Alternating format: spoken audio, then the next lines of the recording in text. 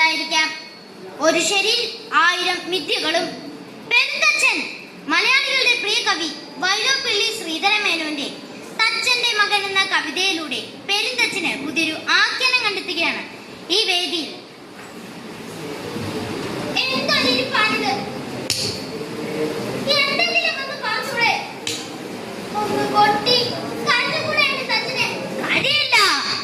കരയാൻ കഴിയില്ല ഇയാൾക്ക്. ദുഷ്ടനാ കരിന്തുഷ്ടൻ. ഇരിക്കുന്നത് കണ്ടില്ലേ, തച്ചനാണത്ര തച്ചൻ. കൂടെ പറഞ്ഞവരെ, എന്റെ തച്ചനെ ചെയ്യില്ല, എന്റെ തച്ചനെ ചെയ്യില്ല. അയാൾ അതും ചെയ്യും, അതിന്റെ അപ്പുറം ചെയ്യും. മരത്തടിലുളി കൊണ്ട് കൊത്തി മനസ്സ് മരവിച്ചു പോയതാ. നിന്റെ മോൻ പോയതിനല്ല, എന്റെ മോളുടെ കണ്ണീര് കാണേണ്ടി വന്നതിലാ എനിക്ക്.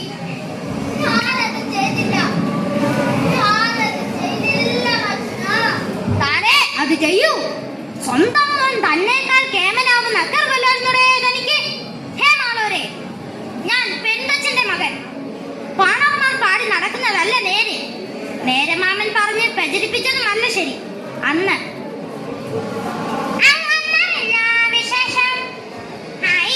എന്ത് വിശേഷാണോ കേക്കട്ടെ. നമ്മുടെ പെരുന്തച്ഛന്റെ മകൻ അച്ഛനിട്ടൊന്ന് പൊട്ടിച്ചു. എന്താ സംഭവോ തനി പറയണേ? നാട് ബഹുമാനിക്കുന്ന തച്ചന്മാരല്ലേന്നാ വിട്ടിത്തം. നമ്മുടെ വാനത്തിന്റെ കീഴെ തച്ചനൊരു പാവയെ വെച്ചങ്ങ് നേരി കണ്ടതാണല്ലോ. ഉവാ, ആ പാവ നമ്മുടെ ദേശത്തിന്റെ അഭിമാനമാ. അതുണ്ടാക്കിയ തച്ചനും.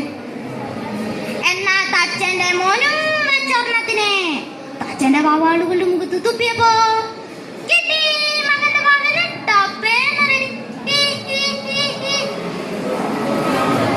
കൊച്ചൻ ആള് കൊള്ളാലോ. നമ്മുടെ കൊലോത്തിന് മണി അവനെ അങ്ങോട്ട് ഏൽപ്പിച്ചാലോ.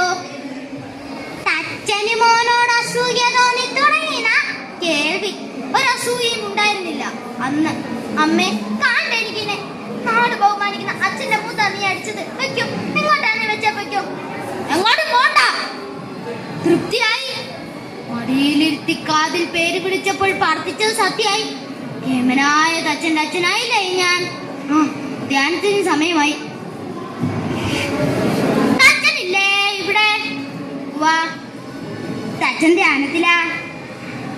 അയാള് ധ്യാനിച്ചോട്ടെ, കൊച്ചനില്ലേ? എന്നാ നമ്മള് നാടുവായിലെ കാൻസറാണേ. പുതിയ സുഭാഷ പകരം